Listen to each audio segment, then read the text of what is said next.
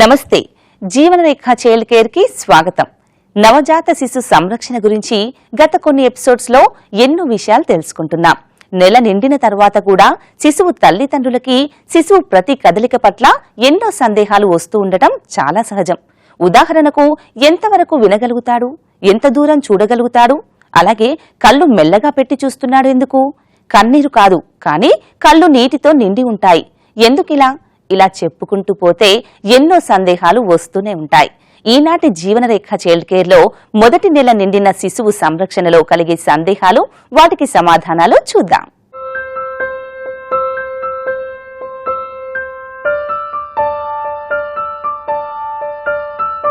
తమ జీవితాల్లోకి కొత్త ఆనందాన్ని తీసుకుని వచ్చిన శిశువుతో ముచ్చట్లు చెప్పేందుకు ఏ తల్లిదండ్రులు ఇష్టపడరు చెప్పండి. ఎల్లప్పుడూ శిశువు దగ్గరే ఉంటూ వారి బోసి నవ్వులలో అంతులేని ఆనందాన్ని చూసుకోవటం ఎవరికైనా సహజమే. ఈ క్రమంలో శిశువుని ఆడించేందుకు రంగురంగుల వస్తువులను వారికి చూపిస్తూ ఉంటారు. కాస్తంత దూరంగా ఉన్న వస్తువుని శిశువు చూడగలుగుతాడా అనే సందేహం మీకు రావచ్చు. అంతేకాదు, వారు రంగులను గుర్తించగలుగుతారా అనే సందేహం వస్తుంది. 1వ నెలలో శిశువులు కేవలం తల్లిపాలు తాగేటప్పుడు ఆమె ముఖాన్ని చూస్తారు, కుడి ఎడమ వైపు చూస్తారు, అది కూడా కొంత దూరం మేరకు. దీనికి మించినవన్నీ కూడా వారికి అస్పష్టంగా కనిపిస్తాయి. పుట్టిన బిడ్డ 1 ఫీటు 1.5 ఫీట్ల కంటే ఎక్కువ 2 కళ్ళను ఫోకస్ చేయలేదు. బైనాకులర్ విజన్ అనేది 2 ఫీట్ల కంటే ఎక్కువ ఉండదు. కనుక తల్లి దగ్గర ఉన్నప్పుడు తల్లి ముఖాన్ని గుర్తుపట్టగలుగుతుంది. మొదటి నెలలో పాప దే కెన్ కాన్సన్ట్రేట్, ముఖాల మీద కాన్సన్ట్రేట్ చేస్తుంది దగ్గర ఉంటే. కనుక ఐ టు ఐ కాంటాక్ట్ కూడా డెవలప్ అవుతుంది మొదట నెల 2 నెలల లోపల దగ్గరగా ఉంటే.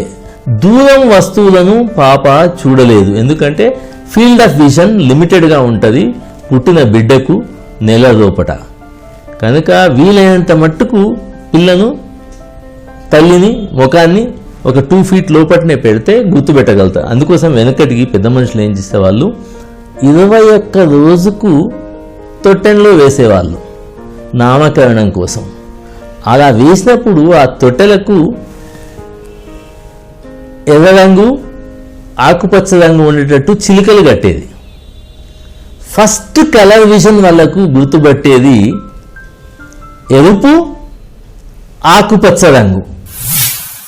ఇక శిశువు ఎంత శబ్దాలను వినగలుగుతాడనే సందేహం కూడా వస్తుంది.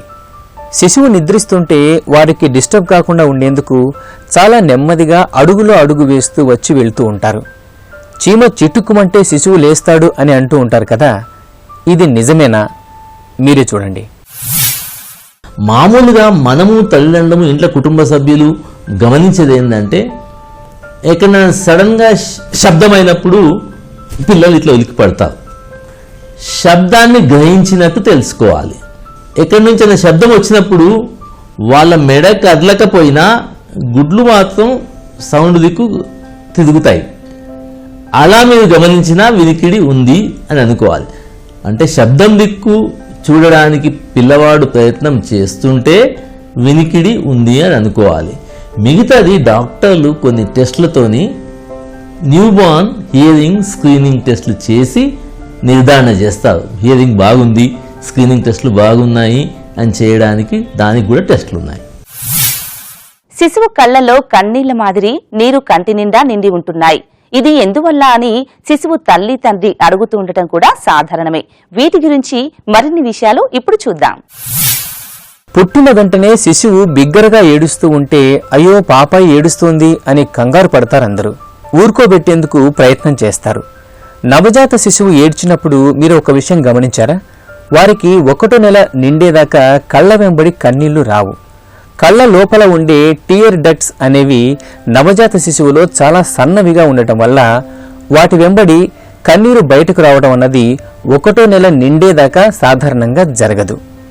ఈ టియర్ డక్ట్స్ అనేవి నెల నిండేసరికి తెరుచుకుంటాయి. ఇవే ముక్కు లోపలికి కూడా కనెక్ట్ అయి ఉంటాయి. ఇక ఒక్కోసారి శిశువు ఏడవడు కానీ కళ్ల నిండా నీరు ఉన్నట్టుగా అనిపిస్తుంది. ఇది ఎందుకు అని కూడా తల్లిదండ్రులు సందేహం వ్యక్తం చేస్తూ ఉంటారు. మన సమాజంలో శిశువులకి స్నానం చేయించేటప్పుడు ముక్కు వెంబడి నెమ్మదిగా నొక్కటం కూడా చూస్తాం. ఇలా చేయటం వల్ల టియర్ డక్ట్స్ సరిగ్గా తెరుచుకునేందుకు వాటిని మసాజ్ చేస్తున్నామని చాలా మందికి తెలీదు. ఇది ఎందుకు అంటే కంటి డ్రైనేజ్ ముక్కులోకి ఉంటుంది. డ్రైనేజ్ ట్యూబ్ ఈ కంటి మూలకు ముక్కు దగ్గర డ్రైనేజ్ ట్యూబ్ ముక్కులోకి దిగుతుంది. అది చిన్నపిల్లలకు చాలా సన్నగా వైర్ మాదిరిగా ఉంటుంది. అది అంత సన్నగా ఉంటుంది. ప్రతిరోజు స్నానం చేయించేటప్పుడు ముక్కు ఒత్తి స్నానం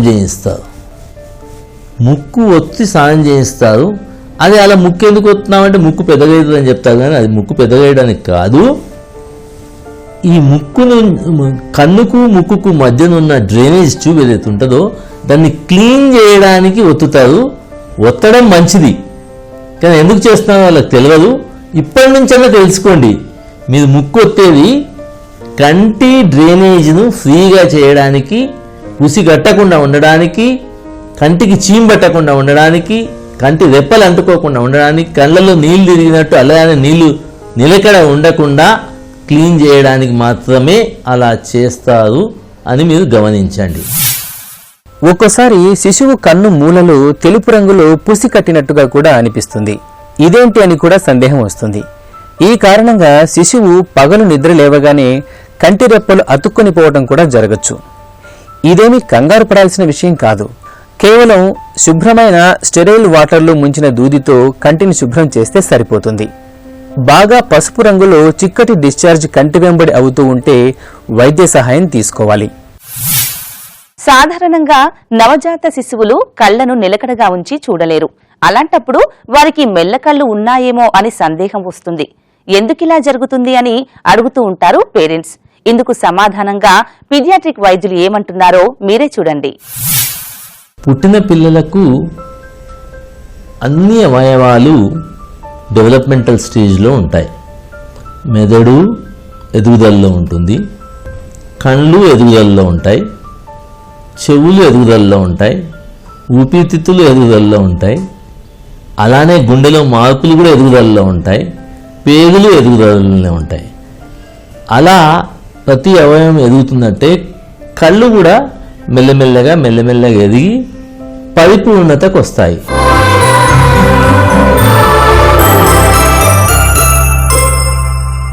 పుట్టగానే శిశువుకి చర్మం మీద పొక్కులను చూసి ఇదేంటి ఇంత చిన్న వయసులో ఎక్నే సమస్య వచ్చింది అనుకుంటూ ఉంటారు శిశువు తల్లి తండ్రి. ఈ కండిషన్నే ఇన్ఫాంట్ ఎక్నే అని అంటూ ఉంటారు. ఇన్ఫాంట్ ఎక్నే గురించి మరిన్ని విషయాలను ఇప్పుడు చూద్దాం. పాపాయిల చర్మం స్మూత్ గా ఉండాలని కోరుకుంటారు అందరూ.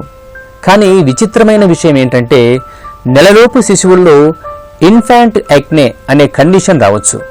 ఇదేంటి ఇంత చిన్న శిశువుకి ఎక్నే వచ్చింది అని పేరెంట్స్ ఆందోళన వ్యక్తం చేస్తూ ఉంటారు. 40% మంది నవజాత శిశువుల్లో ఇది కనిపిస్తుందని అంచనా. అంతేకాదు ఇన్ఫాంట్ ఎక్నే 2 వారాల నుంచి మొదలై శిశువులకి 4 నుంచి 6 నెలలు వచ్చేదాకా కూడా కొనసాగే అవకాశం ఉంది. ఈ మొటిమలు అనేది మన చర్మంలో ఉండే ఆయిల్ తయారు చేసే గ్రంథులు ఎక్కువ పెరిగి ఎక్కువ ఆయిల్ తయారు చేసి అవి మూతి మూసుకపోతే అక్కడనే గడ్డగట్టి మొటిమలు తయారవుతాయి. ఇవి హార్మోన్స్ ప్రభావం వల్ల ఎక్కువైతాయి. యుక్త వయసులో సడన్గా హార్మోన్ సర్జ్ ఉంటుంది కనుక వాళ్ళకు మొటిమలు వస్తాయి. అలానే న్యూ బార్న్స్ చంటి బిడ్డలు కడుపులో ఉన్నప్పుడు ప్రెగ్నెన్సీ అప్పుడు తల్లి హార్మోన్స్ రక్తం ద్వారా అంబులికల్ కార్డ్ ద్వారా ప్లాసెంటా ద్వారా లోపల ఫీటస్కు ట్రాన్స్ఫర్ అవుతాయి. తల్లి హార్మోన్లు బ్లడ్ ద్వారా గర్భిణీ వ్యవస్థలో పిల్లవానికి అందినప్పుడు ఆ హార్మోన్స్ ఎఫెక్ట్ వల్ల లోపట బిడ్డ చర్మంలో ఉన్న ఆయిల్ గ్రంథులు ఎక్కువగా పెరుగుతాయి. వాటి ప్రభావం వల్లనే పుట్టగానే మనము చిన్నపిల్లలకు మొటిమలు చూస్తూ ఉంటాం. న్యూబార్న్స్ లో వచ్చే ఎక్నేను తొలగించాలనే ప్రయత్నంలో ఆయా ప్రాంతాలను బాగా స్క్రబ్ చేయటం లేదా ఏవేవో లోషన్స్ అప్లై చేయటం లాంటి పనులు చేయకూడదు. కేవలం మంచినీటితో ఆయా ప్రాంతాలను శుభ్రం చేసి మెత్తటి టవల్తో పొడిగా అద్దితే సరిపోతుంది. శిశువు ఎదుగుదల ఏ విధంగా ఉంటుంది? నవజాత శిశువులు నెల నిండి నిండగానే పలకరిస్తే నవ్వుతూ ఉంటారు. ఇది 6 నుంచి 8 వారాల మధ్య మొదలయ్యే మైల్స్టోన్. కానీ పుట్టిన నెల లోపల కూడా వారిలో వారే నవ్వుకోవడం కూడా చూస్తాం. శిశువు నవ్వు వెనుక ఎలాంటి అంశాలు దాగి ఉంటాయో మీరే చూడండి. పాపాయి పుట్టిన ఇంట సంతోషం వెళ్లి విరుస్తుంది. ఆ బోసి నవ్వులు చూసేందుకై వంతులు వేసుకుని మరీ శిశువు చుట్టూ చేరుతూ ఉంటారు కుటుంబ సభ్యులు. అమ్మా నాన్న పలకరిస్తూ ఉంటే నవ్వుతోందని ముచ్చటపడిపోతారు.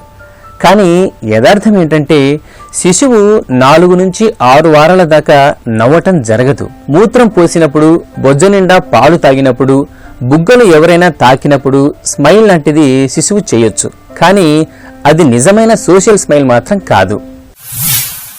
మామూలుగా చూస్తూ ఉంటాం, నవ్వడం అనేది మొట్టమొదటి పర్సనల్ సోషల్ ఇంటరాక్షన్ నేర్చుకునేది పిల్లలు. మనం చూసి మనం నవ్వితే వాళ్ళు నవ్వడం అనేది 6 నుంచి 8 వారాల మధ్యన మామూలుగా చూస్తూ ఉంటాం దీన్ని. ఎప్పుడైతే వాడు 6 నుంచి 8 వారాలకు కూడా నవ్వడో అప్పుడు వీనికి ఏమైనా లోపం ఉందేమో అని డాక్టర్లు అనుమానపడతారు. కానీ పుట్టిన నెల లోపట కూడా సోషల్ స్మైల్ అంటే మనం నవ్విస్తే నవ్వడం కాకుండా వాళ్ళంతలో వాళ్ళే స్పాంటైన మధ్య మధ్యన నిద్రగా కొద్ది మేలుకున్నప్పుడు ఇట్లా నవ్వేస్తారు, ఇట్లా వాళ్ళంతలో వాళ్ళు నవ్వుతారు. అటువంటి స్పాంటేనియస్ స్మైల్స్ మొదటి నెలలో కూడా ఉంటాయి.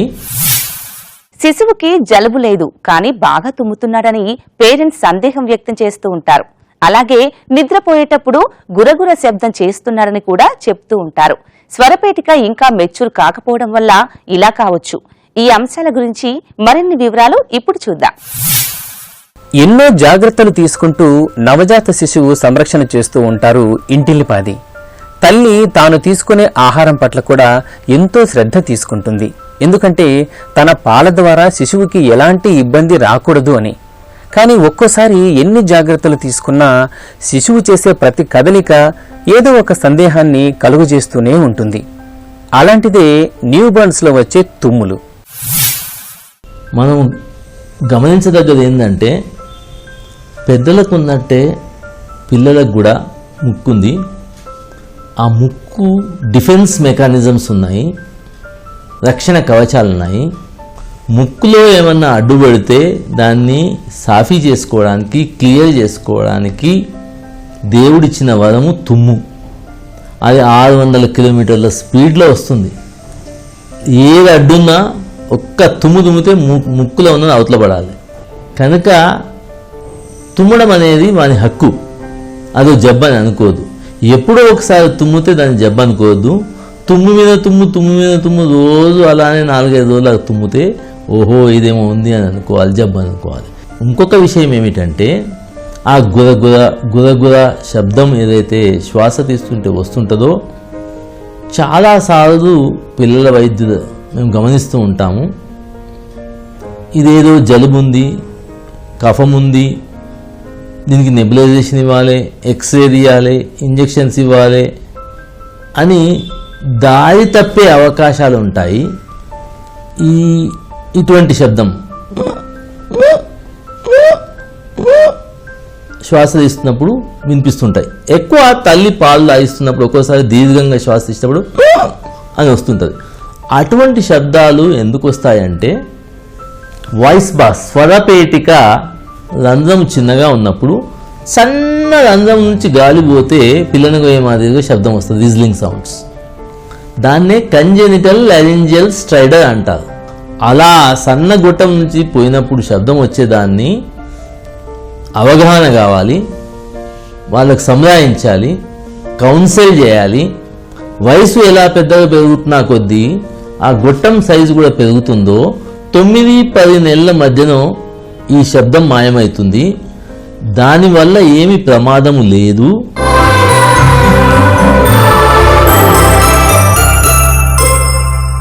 మా పాపకి నెల నిండింది. ఈ మధ్య ఆగకుండా ఎక్కిళ్లు వస్తుంటే ఏం చెయ్యాలో తోచలేదు, ఎంతో కంగారు పడ్డాం అని కొత్తగా పేరెంట్స్ అయిన కపుల్స్ చెప్తూ ఉంటారు. నవజాత శిశువుల్లో ఎక్కిలి రావటం సహజమైనది. దీని వెనుక ఏవో భయాలను వెలిబుచ్చుతూ ఉంటారు ఇంట్లో పెద్దవారు. న్యూ బార్న్స్ లో ఎక్కిళ్ల వెనుక కారణం ఏమై ఉంటుంది మీరే చూడండి. నవజాత శిశువుల్లో వచ్చే ఎక్కిళ్ల గురించి మీకు ఆసక్తికరమైన విషయం చెప్పాలి. శిశువు పుట్టిన తర్వాత మాత్రమే కాదు, కడుపులో ఉండగా కూడా ఎక్కిళ్లు వస్తాయని మీకు తెలుసా? ఇక కడుపులో ఉండగా బాగా ఎక్కిళ్లు ఉంటే పుట్టిన తర్వాత కూడా కొన్ని వారాల దాకా అవి తరచూ వచ్చే అవకాశం ఉంది. అసలు శిశువు ఎక్కిళ్ల వెనుక అసలు కారణం ఏంటి అని చూస్తే, పెద్ద మనుషులు ఉంటే ఇంట్లో ఎక్కిళ్ళు వస్తాయి అని వాళ్ళకి తెలుసు కనుక వాళ్ళు ఆందోళన పడదు. కొత్తగా అయిన తల్లిదండ్రులు, న్యూ జనరేషన్, వాళ్ళకి ఎక్కిళ్ళు వస్తున్నాయంటే ఏదో జబ్బు ఉందేమో అనే అనుమానం, ఆందోళన, భ్రమ, భ్రాంతి, భయం.